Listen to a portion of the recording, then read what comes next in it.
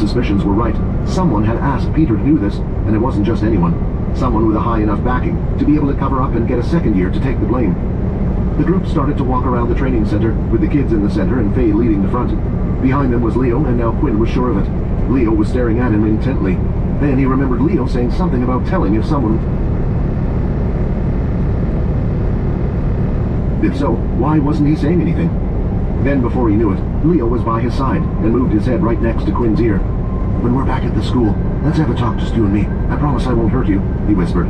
As soon as he finished saying his words, saying something about telling if someone...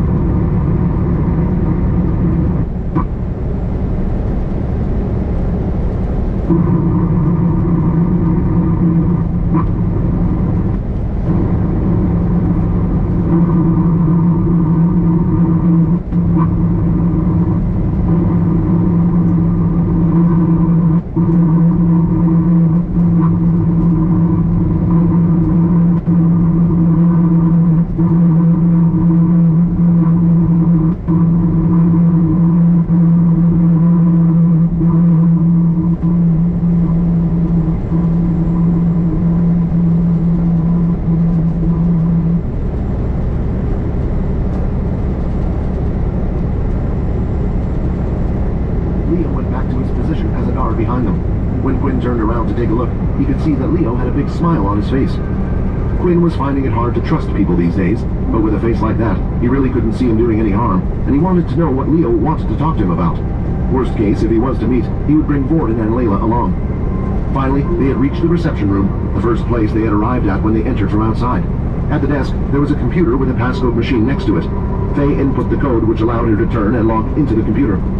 After she typed away a few things, a large mechanical sound could be heard coming from the direction of the arena. "Well, we would have never been able to open that thing ourselves," Vorden said. Although Quinn thought differently. With his inspect skill, he could have at least got past the passcode machine, but he wondered if it could have helped him with the computer. The group returned from where they had just come, and this time when entering the stadium, rather than just the plain flooring on the arena floor, out from underneath, a large portal had been lifted and placed there. "It looks absolutely fine," Dell complained. "Looks like I carried this thing for no reason at all."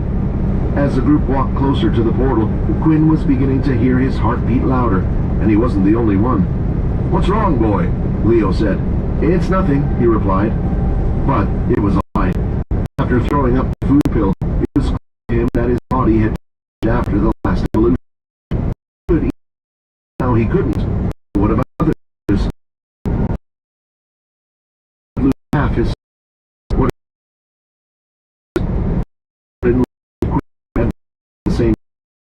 Hey, timer night and see rays. This should for a couple hours, replied. When you passage read, Quinn gulped to hear those words. "Will you relax?" the system said. "Don't worry, the sun won't kill you." "Really?" "Yes, why would I lie to you? Although it will have a different effect on you." "Like what?" "Well, just wait and see."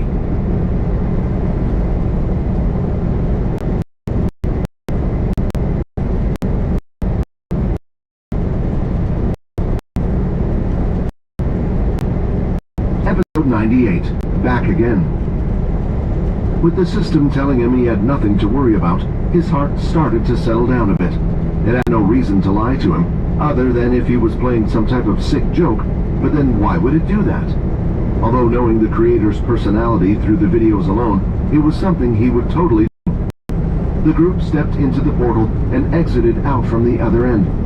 As they opened their eyes, they could see they were in the training hall, the same one where Peter had pushed Quinn. Since they were indoors, no system message had appeared telling him his defects. "But I thought the portal would send us to a random location," Quinn asked. "That's actually only the case with red portals," Faye replied. "It's designed that way, so beasts are unable to know the location. Also, with a planet that has been undiscovered, which is usually the case with red portals, it's hard to pinpoint exact coordinates like we can on Earth. Vorden, you head back to class. There's some checks I still need to do on Quinn," Haley said. They did as they were told. Quinn followed Haley, while Vorden decided to head back to his dorm room. "Dell, you're free to go, and Leo, you come with me. We will report this back to Nathan, telling him the mission is a success, and I'm guessing he will decide what to do with the true dream body. The students were currently in the middle of their classes. Layla was sitting in her seat, hitting her pen constantly on her table. She moved it up and down in the middle with her fingers. It was something she would do whenever she had something on her mind. She was hoping one of her connections would be able to get Quinn out of there, but he had to be taken to a relatively unknown planet. The more she thought about it, the angrier she got, and all that anger was being directed at Peter. As soon as classes were over and she entered the hallway, she could hear all the other students mumbling away. "Did you hear? Apparently the missing students are back." "Are you sure?" "Yeah, I saw Borden walking back to the dorms, and Professor Dell was cheering out loudly in the hallway." "Vorden's back, but what about Quinn?" Layla thought. She immediately rushed over to the boys' dorm to see if the rumors she heard were true, but before knocking on the dorm room, she hesitated. The last time she had done something like this, she was strangled by that psycho Vorden. But she needed to know. She wanted to know if Quinn was safe. She gathered her courage and knocked at the door. A few seconds later, and the last person she wanted to see had opened it. It was Vorden. "Look, let me just get to Chase. Where is Quinn?" Vorden smiled as soon as he saw who was at the door. "He's at the doctor's office." "Thank you," she said as she rushed off. "Wait!" Vorden shouted. As she turned around, she could still see a huge grin on his face. "You're not the only one that knows anymore," he said.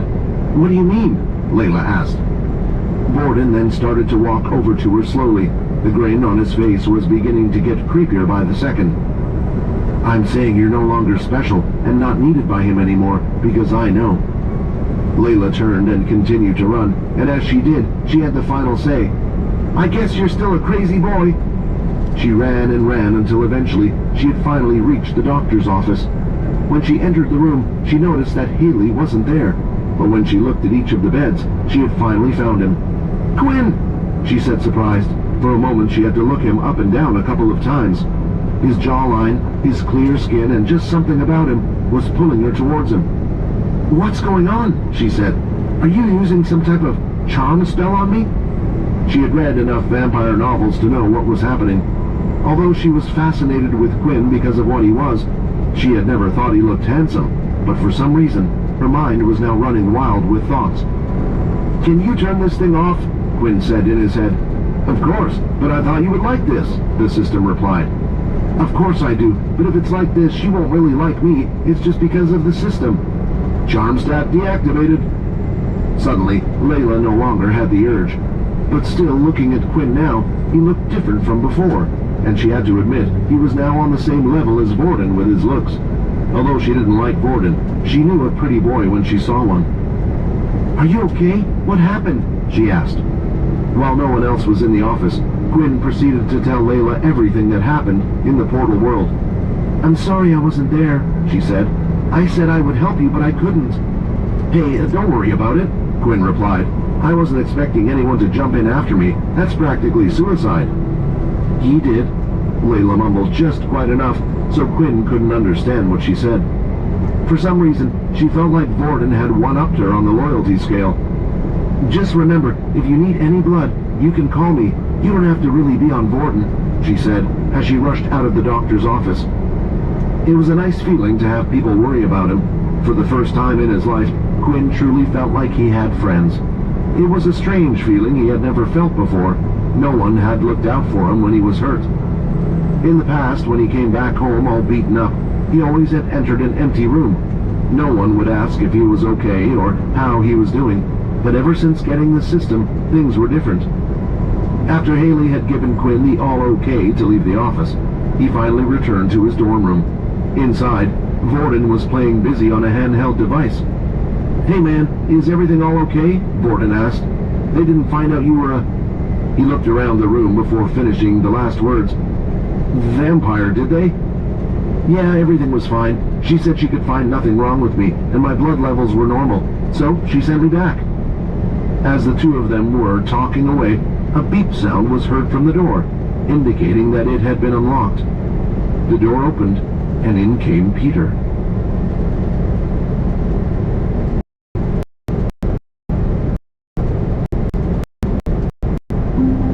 Episode 99. Same teams. With no one to talk to or no one to help him out of the situation he was in, Peter would often go out for walks on his own around the campus. His mind was filled with regret and Layla's words. Like he should have been punished for what he had done, yet Layla had just been there. He felt even less significant than before. He wasn't even worth being hit. Around school a couple of times, he decided to head back to his dorm room as usual. But as he entered, he had nearly experienced the shock of his life. The two people who he had thought had gone missing, possibly on another planet, were in the room. Peter started to say with his eyes tearing up. "Get out!" Vorden shouted and pointed at the door. "I said get out!" Vorden shouted again. "If you don't get out, Peter, I don't know what I will do to you." "But this is my room as well," he cried. "I don't care. Ask them to change rooms, but you are not staying here." Peter then looked to Quinn for help, hoping he would say something. But Quinn just turned his head away as his body was shaking. He didn't like what was happening, but it needed to be done. What Peter had done was unforgivable. He and Vorden would have died if he was for love.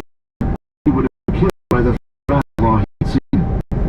Peter stood still and didn't know what to do. As soon as he saw the two of them, he was hoping everything would go back to how it was. Or it happened. Sorry he was. They wouldn't even let him speak. And then when he asked looking at Peter hitting the wall and falling to the ground. "The next one is going for your face if you don't leave," said Vorden. "Peter, just go," Quinn said. When Quinn spoke those words, it finally hit him. There was no redemption for him. No matter what he said or did, or even why, they had made up their minds. He was no longer their friend. He opened the door and closed it behind him as he left. Looking around, there was nowhere left to go. It was already nighttime. It was nearly curfew, so he couldn't go outside, and all the other parts of the building would be closed now. With nowhere to go and no one to rely on, he stayed in the dorm room hallway, curled up into a ball on the ground, and cried himself to sleep. The next day, when the two woke up in their beds, they could hear commotion going on outside. As they opened the door, they could see a group had gathered just outside their room, and they were all circling around him. "What happened to him? Look, the floors are wet underneath. Did he cry himself to sleep outside? I thought something last night." A boy from the group then knelt and grabbed Peter's hair, his head off the ground, and waking him up. "So, it was you that was waking me up in the night," the boy said. Before deciding to do anything, did Peter watch and noticed he was one. Vorden himself was at level 2. He took a chance to show everyone he wasn't at the bottom of the food chain. "If you're going to stay out here like a dog, then you need to learn to shut up," he said as he lifted his hand and slapped Peter across the face. Peter was at that point. He didn't care what happened to him. What for a few slaps, this pain was nothing. What was the point of fighting back? He would only get hurt more. The only people who had bothered to help him in the past were trying to kill him. He wanted to be punished for his actions. As the boy lifted his hand to slap Peter, he felt something on his wrist. Before the boy could even turn his head, he saw a fist right in front of his eyes. Powerful, the sound of his jaw immediately knocked, collapsed down. As he looked at his vision, he see with a look of anger on his face. "I didn't do that for you," he said. "If anyone was treating someone like a piece of shit like that, I would have done the same." Without even looking at Peter, Quinn walked off with Vorden and headed to the canteen. "Hey, who was that?" "I'm not sure, but he was kind of hot. I don't remember seeing him in school, do you?" "No, me either." After breakfast, the group was to go to their homeroom class for the usual morning lesson, before heading to combat classes. Everyone sat in their usual seats, which meant that Vorden and Quinn were sat next to each other, with Peter on the side. "They really did come back. I heard they got pushed into a portal by some second year. It's amazing they managed to survive." All of the students were talking about the two who had gone missing for a few days. It wasn't the talk around the school, but was talked about frequently in Dell's class, since the students belonged to their class. Dell had finally entered the room with a smile on his face, as he prepared to give an announcement to the whole class. "Good morning, everyone. Now that everything's back to normal again, I am proud to announce that your first portal outing date has been confirmed and will now be moved to next week. So please prepare yourselves as best you can. Oh, and remember to practice with your teammates. The same teams that were registered before will be used for this outing. This meant that Peter would be on the same team as the others.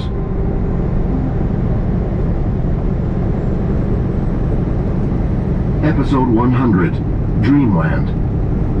Outside somewhere in the world, there was a city named Dreamland. The place was condensed, packed with buildings and skyscrapers everywhere, and there didn't seem to be a place of open land that could be seen. A large wall also stood surrounding it, around 100 meters high. On top of the walls were several turrets and mechs, standing guard day and night patrolling for any danger. Because of these things, Dreamland was considered one of the safest cities to live in, but it came at a cost. Security was a significant issue, and so was habitable land on Earth. After the war, many of the old cities were obliterated and destroyed. Too much damage had been done. Parts of land gone missing, blown into small pieces, too small for humans to live on. This was what caused the humans to create shelters on other planets. It was a lot cheaper than living on Earth, and often many travelers from different associations and families would live there protecting the place.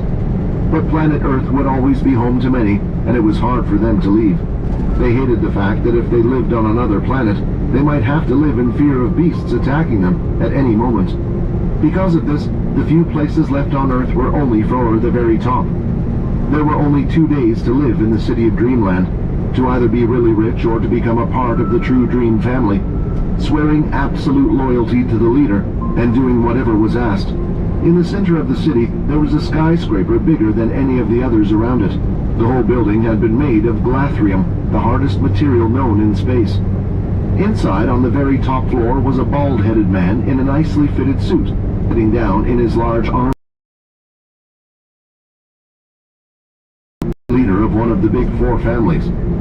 Just then, a female wearing business attire had entered the room. "Sir, there has been a report that one of our family members has died." "What rank was the traveler?" Jack asked. "Rank D, sir." Once students had left the academy, they were able to become travelers and either work for a faction, family, or as a freelancer. The world government issued these travelers with a rank depending on the difficulty of tasks they can complete. At some point, power levels didn't matter too much on the outside. The attribute that high-level beast gear gave you was much more useful. It was more important how you used your ability in conjunction with the beast gear. When starting out as a traveler, everyone started as a rank F. The more tasks you would complete, the more points you would be awarded. Usually it would take a couple years between each rank to level up. Ranks went from F all the way to A+. Because of the way the system worked, it was always hard to gauge an F's ability, but the strong would usually move quickly through the ranks. Therefore, travelers seemed to care less for power level and often looked at rank instead. "Our rank Ds die often out in missions. Why the need to tell me?" Jack asked. "Well, sir, this one was received from one of the military bases, and it was one of our hopefuls named Ian." Jack sat there and thought about it for a while. It was usual for him to get reports from other families and organizations when they found the dead bodies of his family. They wanted to do anything to get on his good side. What troubled him, though, was the person who had actually died.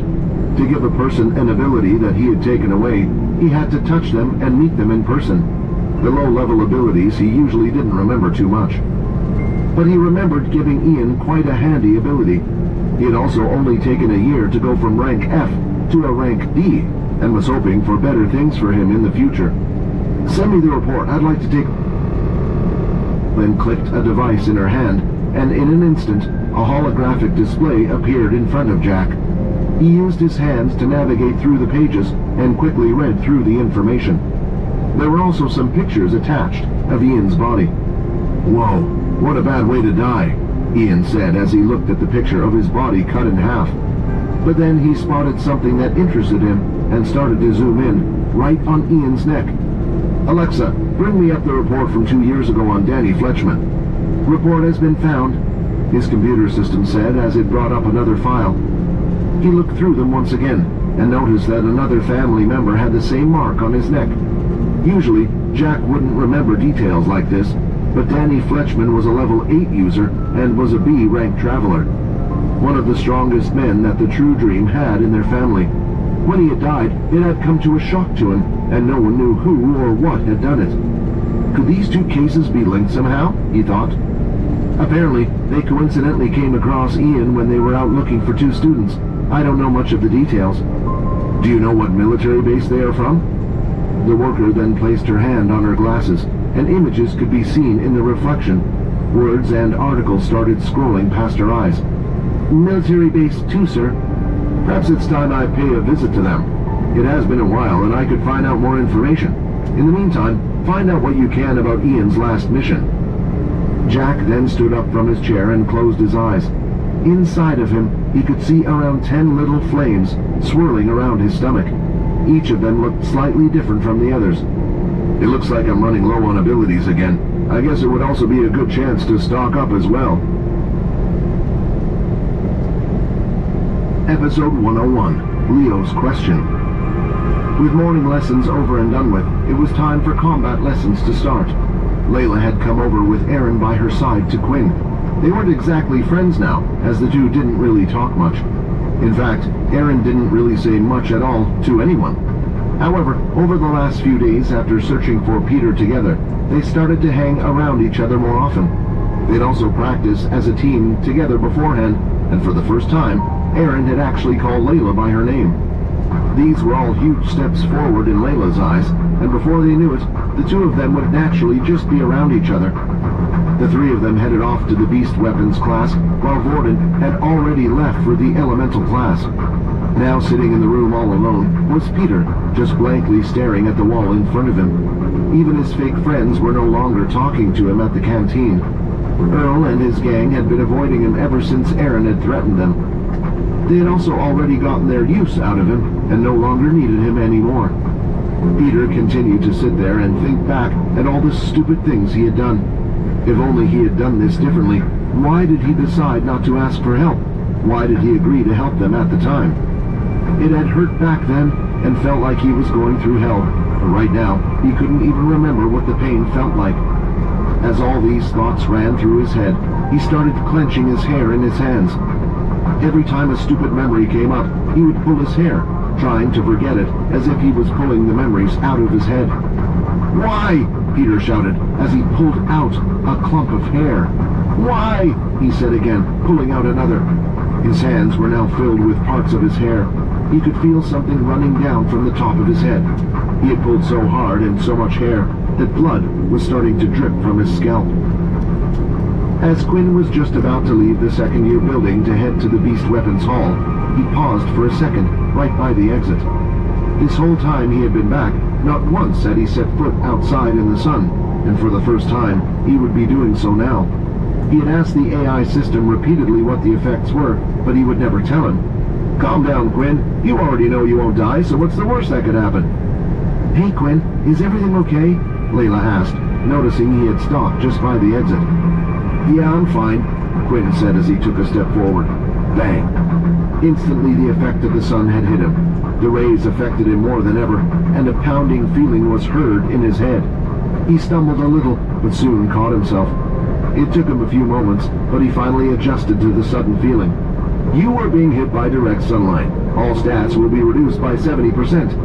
70? Are you freaking kidding me?" Quinn shouted in his head.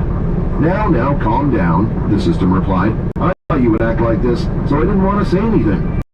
At least I had a chance of fighting in the sun before. I thought if I increased my stats to at least 20, sucked a few people here and there, I'd be like a normal person in the sun. What am I meant to do now?" "Well, honestly, I never really had this problem before. Back at the Kingdom, we had plenty of items that stopped the sun from affecting us.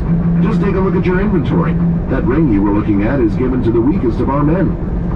The system was suddenly revealing a lot more information due to the outburst. Whenever Quinn would ask the system who he was, or if there were other vampires out there, he would ignore him and pretend he never heard. However, Quinn needed to deal with one problem at a time, and right now, and the sun was an urgent one. "Look, I can see you're depressed," the system said. "How about this?" He then opened up Quinn's menu and went to show him the Shadow Skills tab. Out of the 10 skills, 3 had been unlocked, but 7 were still grayed out. You just want to be able to fight in the sun, right? You see, the skill named Shadow Void, it costs a total of 20 skill points.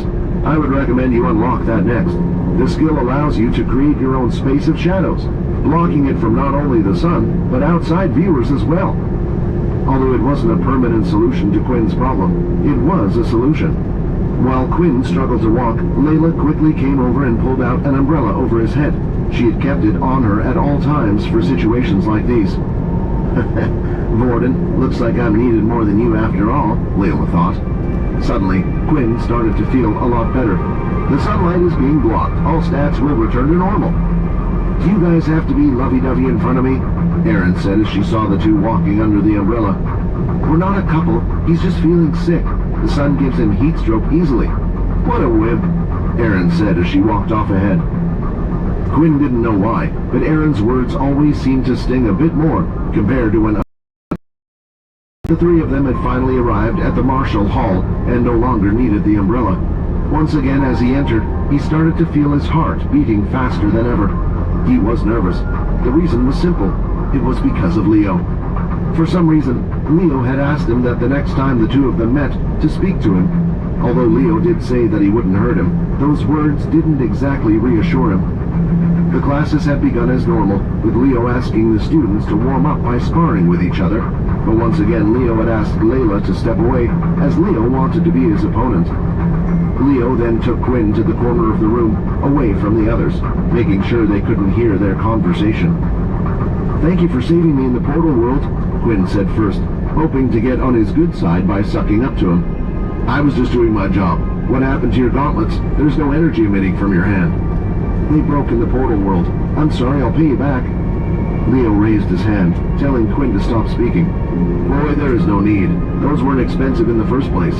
But for something to break some beast gear, you must have fought against some beasts then. Quinn started to laugh nervously. He wasn't prepared for this, and didn't really know how to answer. Oh no, one of those rat beasts jumped at me, and all I did was lift my hand trying to protect myself. The beast wouldn't let go, so I had no choice but to take them off and run. I see, Leo said as he stood there silent for a moment. Quinn, do you know they say when someone goes blind, their sense of hearing improves? Now let me be the first to tell you that is all a myth. However, my ability does improve my senses, and I can hear your heart beating ever so loudly. Quinn gulped as he was afraid of what the old man might say next. Do you also know, they say that when a person is lying, their heartbeat changes ever so slightly, and they start to sweat more? Now, Quinn, the truth is, I don't care what you are, but I only have one question to ask you. Are you on the humanities side? Episode 102, The Marketplace. Quinn started to think about the question Leo had asked him. It was clear that he knew something about him through his ability, and it was why he had asked the question in the first place. But rather than out him to his higher-ups, or try to deal with him himself, he was asking a simple question. If I answer this wrong, will he attack me? Or maybe even turn me in? Quinn thought. But judging by what he had said earlier, if Quinn was to lie, he would be able to tell. Everything about the current human society made Quinn feel sick to his very core.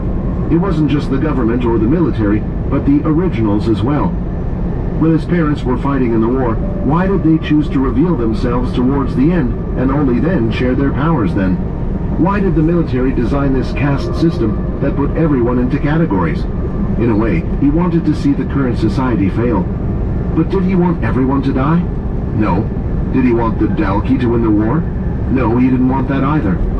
Now that he thought about it more, he was in an interesting position. He couldn't exactly call himself human anymore. If they found out what he was, would they accept him over to their side? Probably not. Humans were scared of the unknown. But two people had already done it. Layla and Vorden did know what he was, and didn't stop speaking to him or treated him any differently. Quinn knew what his answer was. I'm on my own side, but there are people I want to protect on this side too. For a second, Leo just stood there silently. He continually looked at the purple flame burning around Quinn, and then he turned around and walked off without saying a word. I guess my answer was okay then, Quinn said as he let out a huge puff of air. He felt like any second now he was about to have a nervous breakdown. Get yourself a new weapon, kid, Leo shouted. "You're going to need it for the portal expedition, and my offer still stands. Feel free to have a duel with me whenever you wish." The combat classes had ended, and Quinn didn't end up doing much in today's session. With no equipment of his own, he had to pick something else from the wall. But when he tried using a sword, he realized how much practice you needed before he could even become half decent at the thing. Using his fist just felt natural to him, especially since nearly all of his skills required him to use his hands. This meant more than anything that he needed a new set of gauntlets. Before leaving the marital hall, he asked to borrow the umbrella Layla had, and decided to head to the library for the rest of the afternoon. There he would be able to use the public computers. On the way there, he opened up his system to check on a few things. Firstly, it was his crystal inventory. Right now, he had 16 basic tier crystals, 1 intermediate tier crystal, and 1 advanced tier crystal. The system shop had a set of intermediate gauntlets for him, and all he needed for them was 3 intermediate crystals. There was no requirement of what type. Then there was the advanced tier crystal that could only be used as a ring. He finally sat down on the computer and went on to the marketplace. He started his search to see what was the standard price for selling crystals. Right now, the basic tier crystals were useless to him. Before logging in to access the weapon section of the marketplace, he entered his number, recorded by the system, but just proved that he was allowed to buy and sell weapons. The marketplace promised to scramble all information once confirmed and entered. If people were able to tell who was selling these items, then it would cause a big problem for the seller. Enter use the same one as my game. Blood Evolver. A standard basic tier crystal could be sold for 100 credits, an intermediate crystal 1,000, and an advanced crystal 10,000 credits. Right now, he was sitting on a gold mine. Some crystals sold for more depending on the rarity of or what they could be turned into. Next, he started to search for gauntlets. There weren't as many online compared to other weapons, but there was still plenty to choose from. He noticed that once you moved up from basic tier weapons, the description of each item would be quite significant. It would tell you what crystal was used to create the weapon, suggesting that it might have some other type of attribute other than strength. For example, some might have fire resistance if made from a beast from a hot planet, or ice resistant for one from a cold one. "Let me give you a tip," the system said. "Place your hand on the computer and use your inspect skill while looking at the item." Quinn did as the system asked, and was surprised by the result. Suddenly, he could see the stats of all the weapons that were in front of him. "But how?" Quinn asked. "The system you are using itself is like a computer system. It scans the information the computer tells it and puts it into numbers for you to easily understand. Although it will only be able to tell you if the beast crystal is in the database. I tried my best to put as many different beasts as I could in there, but there may be some I have never seen." Quinn continued to search through the items, but something surprised him. None of them gave the same number of stats like the one in the shop. At most, the strength they provided was +5, while the intermediate weapon in his system was +6. Sure, it was only 1 strength of difference, but right now, that was a lot. The second thing was the price of the gauntlets. They ranged from anywhere between 6 to 8,000 credits. This was because it included the cost of finding all the crystals, and also paying for someone to forge the weapon together. Even the basic tier weapons cost around 2,000 or so credits. Quinn didn't even bother looking at any advanced tier weapons. He sat there and started to think for a while about what to do, and what was the best option. Without a doubt, he needed a weapon before next week. In the end, he finally decided the best thing to do was to sell the advanced tier crystal. Even though he was able to use it to create a ring that protected him from the sun, he needed 10 of the things, and not only that, it required a specific beast from a red portal planet. A place where students just weren't allowed to go whenever they wanted. It was basically useless to him right now, and the credits would be more helpful. Quinn then started to search for a death-backed crystal on the marketplace, hoping to figure out what price he could sell it at, but to his surprise, there wasn't a single death-backed crystal up for sale. With no clue how much to sell it for, Quinn decided to look at other specific crystals and priced it around there. He did the base price of the crystal plus around 2,000 extra credits, selling it for 12,000 in total. And done. Now all I need to do is wait for it to be sold, then I can buy 2 intermediate crystals and get the weapon from the system. Ding!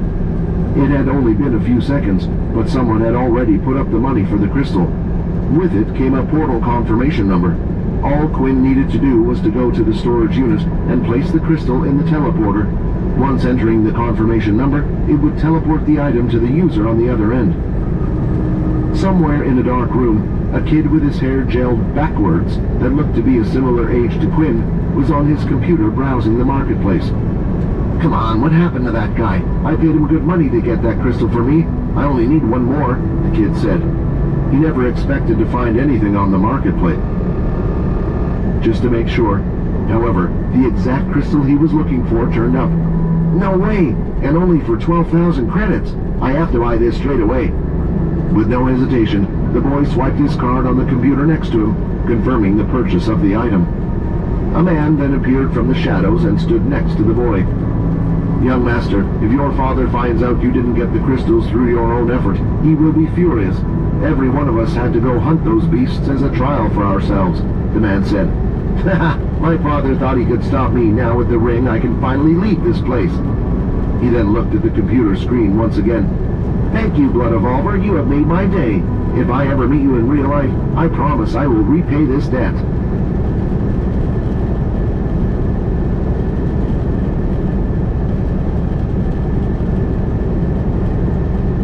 Episode 103, Buying from the Shop. After sending away the advanced tier crystal, it didn't take long for Quinn to receive the money. The portal delivery box confirmed that the item was real with a scan, and then with a flash, it was sent. At the same time, Quinn's watch made a ding sound. He looked at his watch, and 12,030 credits were all his. Never in his life did he think he would be able to acquire this type of money. His original plan was to obtain the Earth ability from the school. Then he would work hard and possibly be able to upgrade his ability to a power level of 3. After he could join a hunting faction and become a traveler, killing basic beasts and selling their cores. But even then, he would have to kill 120 basic beasts to make the amount of money he had today. Before doing anything else, Quinn immediately put up the 16 basic Radiclaw crystals for sale. These didn't take long to sell either. There were always people and companies looking to buy them. If the beast crystals couldn't be used to make a weapon, they would be used as an energy source instead, powering up vehicles, lights, engines, and all sorts. Now the total amount of credits was 13,630. He looked at the number again and again, and a smile couldn't stop appearing on his face. Logging back onto the marketplace, Quinn was now searching for 2 intermediate crystals. The shop stated that the gauntlets he was after didn't need any specific type, so he went ahead and purchased the 2 cheapest ones he could find at 1,000 each. It hurt him seeing his credits go down so suddenly, but this is what needed to be done. There was a need to spend money before one could make money. The better equipment would allow him to hunt stronger beasts and earn more money. Before heading back to the storage room to obtain his crystals, Quinn decided to search the marketplace a bit more to see if there was anything useful. He also looked at the items in his shop, but they all required specific beast crystals that were nearly impossible to find on the marketplace. That's when he realized the items in his shop seemed to be quite rare. Even when searching for a similar weapon or piece of armor similar, there were no matches found for these types of items. After searching and searching, he decided to fork out a load of money on a pair of black boots. He purposely chose a design that didn't look too fancy, but also gave him the best stats. That way, if others saw the equipment, they wouldn't think anything of it and wondered where Quinn was able to get the money from. After spending 8,000 on the boots, he now only had 3,630 credits remaining. As he walked over to the storage room, he couldn't help but have a skip in his step. Finally, he had arrived and entered the combination for both of his orders, and a few seconds later, a couple of large boxes had appeared in front of him. Quickly, he lifted 2 boxes and started to rush off towards his dorm room. He was surprised to see Warden wasn't there, nor was Peter sitting outside. Although he was too happy to wonder what had happened to them, he placed both of the boxes down and immediately ripped into them. Inspect. Intermediate Blackhorn Wolf Boots. Agility +4. When boots are active, can increase the user's speed by 10% for 30 seconds. If hit while active, speed will return to normal. The boots were a solid black in color, while the top of them that covered above his ankles were slightly pointed to imitate the ears of a wolf. Other than that, they just looked like regular boots, which were perfect. Quinn could have bought cheaper boots, but what interested him about these were they had their very own active skill in them as well. Quinn had heard of such items having skills, but usually that was the case with higher tier equipment. It was quite rare for a piece of intermediate beast equipment to have an active skill, which was why the item was priced at the higher end. Next were the 2 intermediate crystals he had bought. He held each of them in his hand, and the message had appeared. Would you like to store intermediate beast crystals too in your inventory? After selecting yes, the 2 crystals started to disappear, and suddenly vanished out of the palm of his hands. Now when he accessed the shop, the gauntlets that he was looking for were no longer grayed out. After selecting the item, a final message appeared. Would you like to create the best standard intermediate gauntlets? Cost 3 intermediate crystal. The naming of the item was a bit strange, but that still wouldn't put Quinn off. He was the only one that could see the name of the things anyway. After selecting yes, an image was inserted into his head. He could see the 3 crystals he had obtained in a black, empty space. Each of the crystals started to slowly move towards the center of the room, as if they were being attracted by something. Finally, when the 3 crystals touched a large white light formed in his mind, then when the bright light dimmed down, all that was left were the grayish silver gauntlets.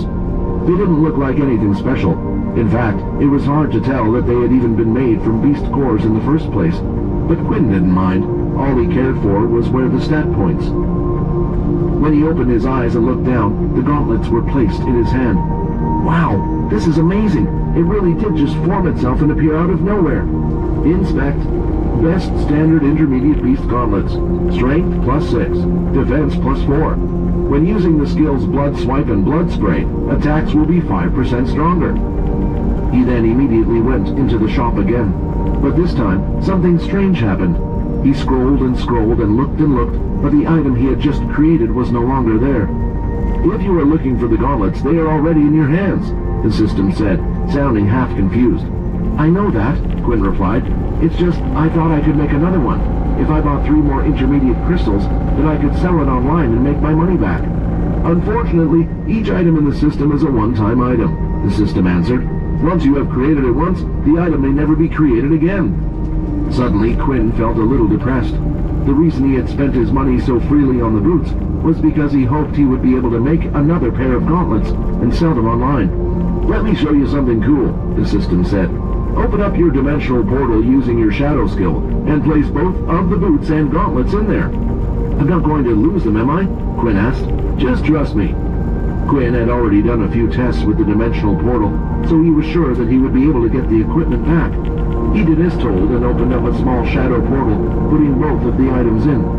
Weapons and armor detected in dimensional space.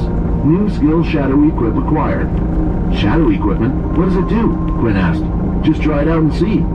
Shadow Equip activated. As soon as the skill was active, clouds of shadow surrounded his hands and feet. He could feel something forming on top of his hands and legs. Then, when the shadow clouds disappeared, the equipment he had put in the portal was now on him. It was like instant equipment. With this, Quinn didn't need to wear all his equipment beforehand. He could even hide the high levels of equipment from the eyes of others and be ready for a fight any time. With the new equipment all set up and ready, Quinn was itching to test it out, and he knew the perfect place to test it, the VR game. Unknown to Quinn, though, the last time he played, he had caused quite a stir. People claimed he was a hacked player, and one person in particular had been checking the game every day for Quinn to log in. Logan was waiting for him. This time when he logged in, he was going to find out just who this blood evolver was.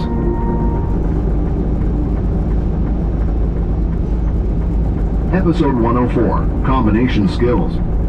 It was getting late that day, and soon it would be nighttime. Tomorrow was the weekend, so once again, the students would be free to do what they want as long as they didn't leave the city for a couple of days. With this, Quinn decided to head back to his dorm and call it a night. When he arrived at the halls of the dorm, he could see Peter sitting up against their room wall, asleep.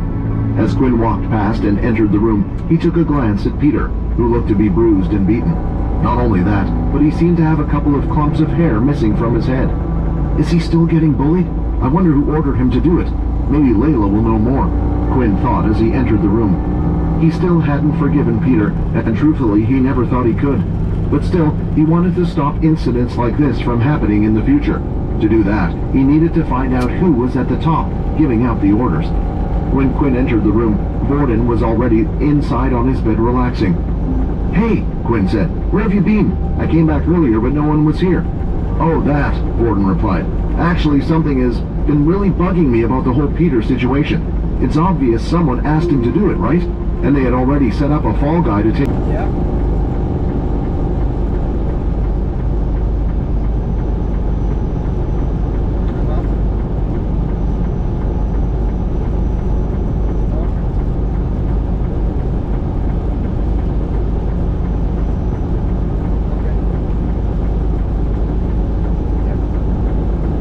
To the first-year students he was around with before. Maybe they something.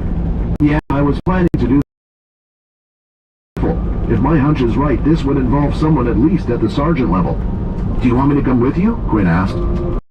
"It's best if we investigate separately.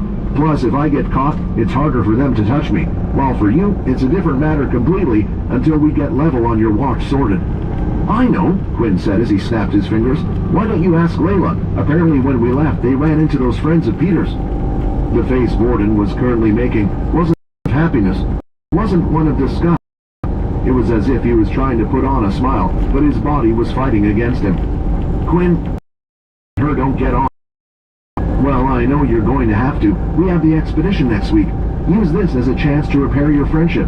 I've already lost one friend. Don't make me pick and choose between you two, Borden." Borden then grabbed the pillow by his side and threw it at Quinn's face. "All right, man, I'll try." The two of them then laid down in their bed to get some sleep. "You're not actually going to try to become friends with her, are you?" Rayton asked. "Just kill her and then he doesn't have to choose. We are his best friend. Done. Deal and off.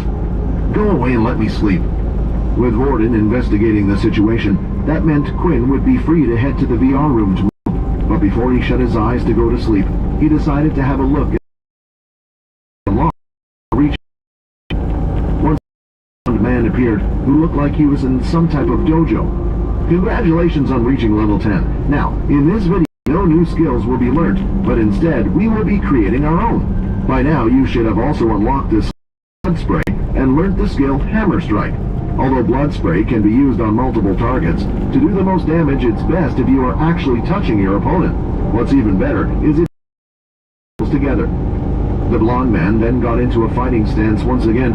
He repeated all the steps of the Hammer Strike as usual, but right at the end when the force came out, he performed the blood spray attack. Rather than spreading out like it usually did, it was compact and came out together in a thick line. In the video, a loud sound could be heard. "Whoops," the blonde man said. "Looks like I will have to make some repairs to the dojo. This move I call Hammer Spray. Now be careful, because this attack will not only use up your stamina, but will drain you of your blood as well. Also, the Hammer Spray takes slightly longer to prepare, so it may not be optimal in all situations. But the point is, if you activate blood spray with a punch in your fist, it will be several times stronger." After watching and analyzing the video carefully, Quinn finally shut his eyes to get some sleep. The next day when they awoke, Quinn was greeted with his usual message. "Avoid sunlight for 8 hours, 5 EXP gain. 10 of 100 EXP. Quinn was glad that after he evolved his EXP points seemed to have reset. He hated to think how hard it would be to level up if his EXP kept doubling up all the time. In fact, it seemed like an impossible task in the future. As the two woke up, they started getting ready. That's when Quinn noticed something as Borden changed out of his uniform. "Do you use a beast weapon or anything?" Quinn asked. When leaving in case of an attack, with Quinn was keeping his in the dimensional void for the time being. "Most of the time, I prefer elemental abilities, which kind of just give weapons. Although you're right, I should probably pick one just in case I get an ability where it would be useful. Well, if you could, is there anything you're best at or anything you would..." "I guess I always cool, but it might be a beast weapon. My family doesn't like to send me money because they think I should earn everything myself," Borden said, laughing. Quinn had actually planned to create a new weapon for both Borden and Layla. They had both helped him so much, and he wanted to return the favor. Layla had helped him learn so much about vampires, while Borden had even come in after him to the portal world. There was that other vampires or something else might come to attack them. If that was the case, they might go after those around him, so there was no harm in making them stronger.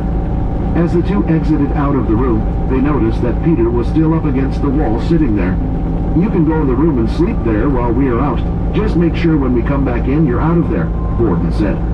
The two continued to walk off until they had finally split ways. Quinn headed to the VR room while Vorden started to head outside the building. "That was nice of you," Rayton said. "We can't become worse than what we are trying to get rid of," Vorden replied. "Speaking of getting rid of people, here's your chance." Standing just outside the gate was Aaron and Layla. Both of them were no longer in the military uniform. They were dressed in their casual clothes for the weekend. Layla wore a stunning red dress, while Aaron was a bit more elegant. It was white in color with flowers on the bottom, and on top of her head, she was wearing a large summer hat to block out the sun. As soon as Layla spotted Vorden, she turned her head away. Nearly every interaction with him so far while Quinn was away wasn't a good one.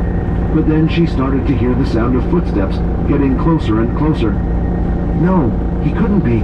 Is he walking over to us?" she thought. "Come on, Vorden. You're doing this for Quinn. You can do it," he thought. Now the two of them were within grabbing distance once again. I... For the first time, Vorden was stuttering in his life, but it wasn't because he was scared. It was because of Rayton yelling all sorts of things in his head. "I need your help," he blurted out. The look on Layla's face was one she had never made before.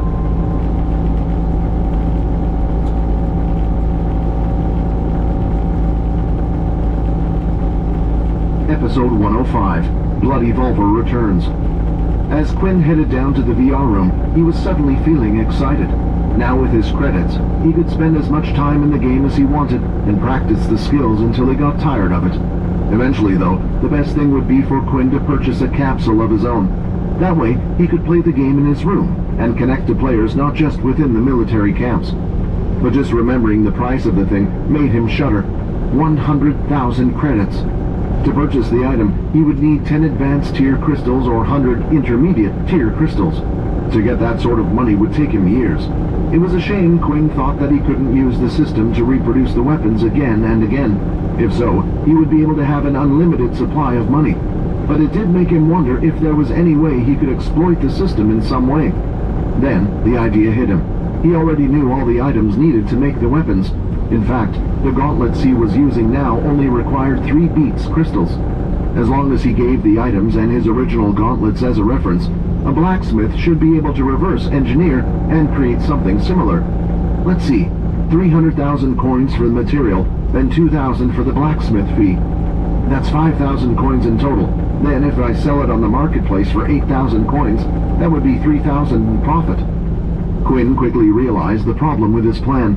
The profit earned from selling the weapons would not be enough to cover the cost of making the weapons again. He would either himself need a large amount of capital in the first place, or find an investor who was interested in the idea. "I would be careful if I was you," the system said in a serious tone, different from its usual self. "Do you remember when you searched for the items from the shop, how none of them appeared on the marketplace? Well, there's a reason for that. Which is? These weapons and the blueprints that were used to create them don't belong to humans." Quinn didn't need to hear him say the name. He knew what the system was talking about. They belonged to the vampires. "I'm afraid if you start mass-producing these items and start selling them to the public, they will start looking for you. So I guess that rules out the plan." "I never said you couldn't. I just said to be careful." For now, perhaps Quinn would have to put his money-making plan on hold. He still wasn't strong enough to deal with other humans, never mind vampires, and besides, he didn't have an investor or someone who could back him up anyway. Finally, Quinn had arrived at the VR center and went up to the counter. This time he deposited 100 credits into his account, so he would have 10 hours of playing time. He wasn't planning to play it at once, but this way he wouldn't be interrupted. It was early in the morning, so there weren't a lot of people around yet. Besides, people didn't usually want to spend their weekends playing a game all day. Quinn made sure he was in between his own capsule and another. He looked around and then, when no one was looking, opened up his dimensional void to pull out his boots and gauntlets. He placed them both in the scanner, and when the process was finished, proceeded to put them away back in his dimensional void again. "Welcome, Bloody Vulva." After entering the pod, he was transported to the blank white space. The first thing Quinn tried to do was look at the ability list. He scrolled and scrolled, but it was as he thought. The game system had no such ability. He tried to use his shadow abilities just as he had done his blood abilities. However, this time they did not work. Can the system not record mutant cells? Is that why the abilities have to be manually inputted? Quinn didn't really know the answer to his own question, and to be honest, not many people would, so there was no need for him to worry about it for now. All he did know was his blood abilities worked in the game, while his shadow abilities did not. But then, there was also his new ability, Daze, that wasn't part of the shadow. Before going into matchmaking, Quinn wanted to make sure he had a hang of the new tutorial he had been shown. In the game, it didn't take up any of his health, and he could use his blood skills as many times as he wanted. He watched the video one more time as a reference before trying to perform the skill himself. On his first try, he was quite successful. Unlike the other skills, there really wasn't much to learn. It was more a sense of timing, activating his blood spray skill at the same time as his hammer strike. Quinn then started to throw out a few regular punches while activating blood spray, only at the point where his arms would fully extend. Sometimes he would activate it too early, causing his arms to jerk back a little, and sometimes he was successful. The most important thing was to get the hang of the timing, activating it at that right point. After practicing non-stop for around 30 minutes, his success rate of using blood spray with his punches was around 80%. With Hammer Strike, he could get it nearly 100% of the time, but like the system had said, it took longer to charge up the Hammer Strike when combining it with the blood spray. Time to test out these new skills. Searching for same-level opponents. The fact that Quinn was a level 1 still meant he was able to search for opponents at the same level as himself. To start off with, he just wanted some easy picking to test out his skills, but the second he started to search, his player ID had gone online. "Oh, I haven't seen him in a while," Nate said. "I thought he might have stopped playing the game." Ever since Nate had fought against the Blood Evolver, he had gained an interest in the opponent, mainly because of the type of ability he had. Now spectating Blood Evolver, but he wasn't the only one keeping an eye on him. So was Logan. The forum post had long since died down, but it still bugged Logan that there could be someone taking advantage of the game he helped create. He had set up the system so it would ping him as soon as the Blood Evolver went online. Then he could spectate his games without having the need to be on his friends list. "Come on, let's see how you do it," Logan said as he waited for the Blood Evolver to find his next game. There was a part of him that was hoping the videos were fake. He needed to see it with his own eyes, whether or not someone was able to break the system.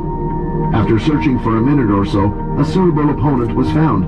Each player's avatars had entered the game.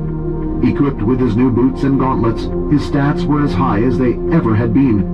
Strength 16 plus 6, Stamina 15, Agility 16 plus 4, Charm 5. The countdown began, and the game had started. In an instant, Quinn rushed forward. With his new boots, he felt lighter and faster than ever. "These things are amazing!" The first fight was simply a test of everything he could do. While running, he decided to activate the skill from the boots, increasing his speed even further for another 30 seconds. He would run from side to side. His opponent found it nearly impossible to keep up with him. It was like looking at a fly. 1 second he could keep track of it, then suddenly it would change direction and he would lose it. The user then prepared the water held in his hand and started to form a long blade with it. After running around the room for 30 seconds, the boots had finally worn off, and now Quinn was heading straight for his opponent. 5-minute cooldown before Wind Run can be used again. "He's really going to just run straight at me?" the user thought, and when Quinn was close enough, he swung his water blade across right at him. "I probably won't die if that thing hits me, but time to try it out." He looked the user in the eye and for the first time, activated his new skill. "Daze has been activated. Your opponent has been stunned." Suddenly a fear had set into the water user's mind. A shiver was sent down his spine, and when he tried to move his hand, there was no response. Quinn then threw out his fist, and right when it landed on the user's stomach, he activated his blood spray at the same time. The user was sent flying through the air, and a trail of splattered blood followed, leaving Quinn's gauntlets. Winner, Blood Evolver. It had only taken a single punch with blood spray to finish his opponent off. "Looks like all my vampire abilities work here, not just my blood skills. Well, that's good to know." Logan had watched the whole thing. He couldn't believe it. It was true the user could use some type of red energy. It didn't look like any ability he knew of, but that wasn't the problem. Logan had even checked beforehand and confirmed that Quinn had selected no ability before entering the game. He quickly started typing rapidly onto his keyboard and searched for any information he could pull. Most of the information was scrambled for the user's safety. He couldn't find out who was in the pod, but he could find out other information. After typing away for a few minutes, he finally found the information he needed. User Blood Evolver, login location, military base 2. Oh, will you look at that? It seems like we're quite close after all, Logan said, smiling at his computer screen.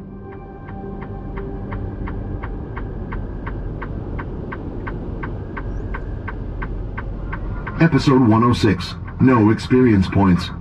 Up in the stands, Nate found it hard to keep his mouth closed after what he had just seen. The last time the two of them fought each other, Nate had come out as the winner, but now looking at the new Blood Evolver, he seemed so much stronger compared to before. But how? We only fought a couple of weeks ago. Was he holding back, or did he really just get that much stronger in the short amount of time? The speed, the strength, and even that weird red energy seemed stronger than before. Nate knew he also still had the Flash Step and the Hammer Strike in his arsenal of skills. The more he watched this person, the more excited he started to get. After Quinn won his first match, he had a feeling that something was missing, but he couldn't quite put his finger on it. Wait a minute, where's my EXP? Before, when defeating an opponent, the system would reward him half the amount of EXP he would get for defeating a person on the outside, but this time there was nothing. Just to make sure, Quinn quickly searched for another level 1 opponent. His opponent was found, and in this match, he wasted no time in dealing with the enemy. He dashed forward and cast Gaze, stunning his opponent, and at the moment used a Flash Step to get behind them, then finishing the opponent off with another standard Blood Punch. Blood Evolver victory. Again though, there was no system message for EXP. System, what's the meaning of this? Seriously, do you only like speaking to me when you have a problem? The system replied. Anyway, this was obvious, don't you think? You evolved. You're now a level 10. The experience needed was reset. In simple terms, your opponent was too weak for you, so the system didn't reward you with any EXP. Quinn cursed underneath his breath. Every time he seemed to be getting somewhere and felt like he could really make progress, the system seemed to get in his way.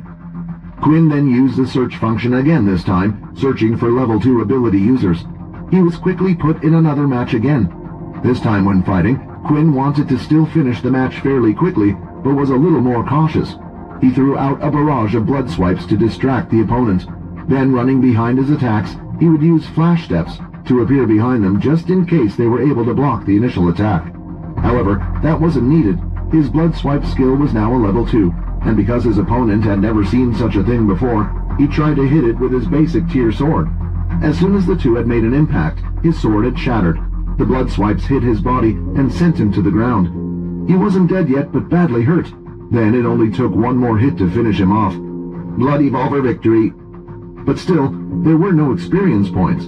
Frustrated by the situation even more, Quinn went to quickly search for his opponent, hoping it would find him a random user of a higher level. That would at least give him some experience. As he used his Inspect skill on his new opponent, he was now going up against a level 4 user with an Earth ability. He was wearing a full set of basic tier equipment, head to toe. Before the match had started, Quinn failed to notice the stands around him were getting filled. More people were starting to watch his games. After the last two opponents he faced had 2 quick losses, they decided to inspect his next few games. The users were able to search for the previous opponent they played against and then inspect their matches. They had also invited their friends, saying they had met a person with a strange ability they had never seen before, explaining how they lost in only a few seconds.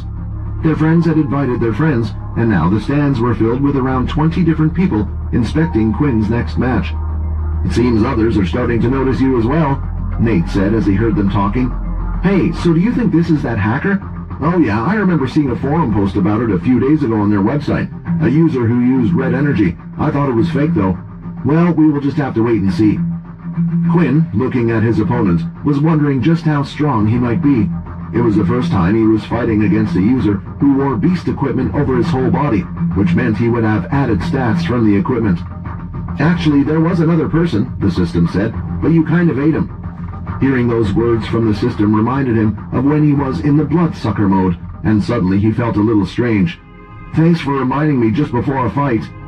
3, 2, 1... The match had finally begun.